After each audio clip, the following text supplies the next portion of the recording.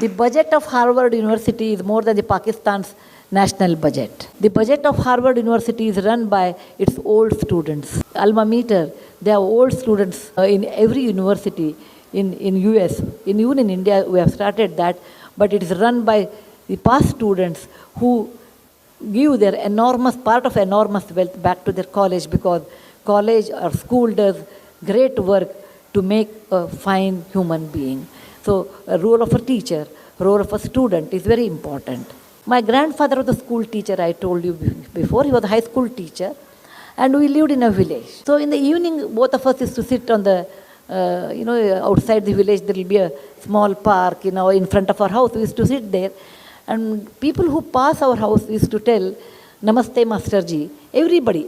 Once I asked my grandfather, maybe 7, 8 years old, why do they call everyone, including the Patel of the village, including the Mukhya, everyone says Namaste, Master Ji. Why? My grandfather told me a very nice shloka from Mahabharata. He told Arjuna, the great, mighty warrior, the great warrior, always used to respect his teacher Dronacharya. And somebody asked him, "Oh Arjuna, you are such a famous man. You are a king. You have a lovely wife. You have so much wealth.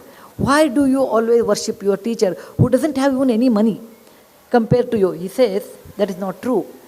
Na rajyam. That's the reason I want you should introduce Sanskrit, because it's one of the most beautiful language of our land, which has great classics like this, which tells you, na rajyam, na dhanam, na kanakam. That means it says, no kingdom, neither a beauty nor money. In this life, nothing stays with you. The most beautiful person today become old one day. Today, whatever you see, Deepika Padukone, she will become old one day. In my time, Vajantimala was so beautiful. She also became old one day. Old age is a part of life. People who were very rich once upon a time may not remain like that, because money is always wavering. People who had a lot of lands must have lost lands due to many reasons.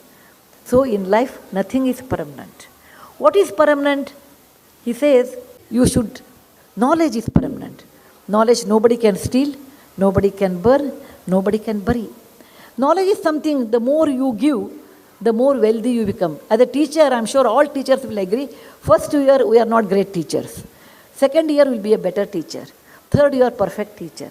Because every year you go on teaching, you know your flaws. Not students will tell, but we know our flaws when you teach. Was I really fast? Was I condensing? Was I not convincing? You learn your faults every year and you improve. And that's the reason the more you teach, better teacher you become. More knowledge you give, better person you become. So he says the teacher is the one, he's the greatest philanthropist. He or she may not have much money, but a teacher is the one, the greatest philanthropist in life, who gives away their knowledge to others. And that's the reason we should always respect teachers. And teachers are the most important people in your life. Please remember that.